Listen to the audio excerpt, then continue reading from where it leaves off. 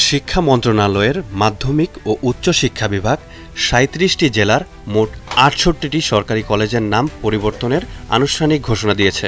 এই পরিবর্তনের ফলে অধিকাংশ ক্ষেত্রেই সাবেক প্রধানমন্ত্রী শেখ হাসিনা ও তার পরিবারের সদস্যদের নামে থাকা প্রতিষ্ঠানগুলো এখন থেকে সংশ্লিষ্ট এলাকার নামে পরিচিত হবে। বুধবার শিক্ষা মন্ত্রণালয়ের মাধ্যমিক ও উচ্চ শিক্ষা বিভাগের উপসচিব মোহাম্মদ মাহবুব আলমের স্বাক্ষর সম্বলিত এক প্রজ্ঞাপনের মাধ্যমে এই সিদ্ধান্তের কথা জানানো হয়।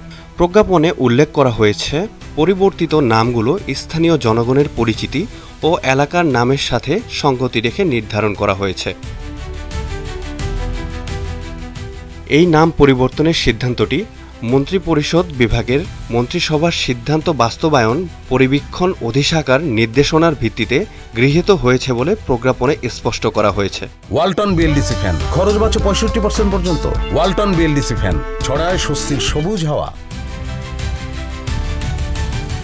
উক্ত প্রজ্ঞাপনের অনুলিপি দেশের সকল বিভাগীয় কমিশনার, শিক্ষা বোর্ড চেয়ারম্যান বৃন্দ, মাধ্যমিক ও উচ্চশিক্ষা অধিদপ্তরের মহাপরিচালক এবং সংশ্লিষ্ট কলেজ অধ্যক্ষদের কাছে প্রেরণ করা হয়েছে, যাতে দ্রুততম সময়ে নতুন নামকরণ কার্যকর করা যায়।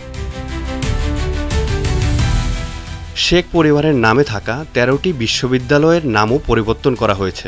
এই বিশ্ববিদ্যালয়গুলোর মধ্যে শেখ মুজিবুর রহমানের নামে 10টি, শেখ ফজিলাতুন্নেসা মুজিবের নামে একটি, শেখ হাসিনার নামে একটি এবং মুজিবনগর নামে একটি বিশ্ববিদ্যালয় ছিল। সৈকত শুভ, দীপ্ত সংবাদ, ঢাকা।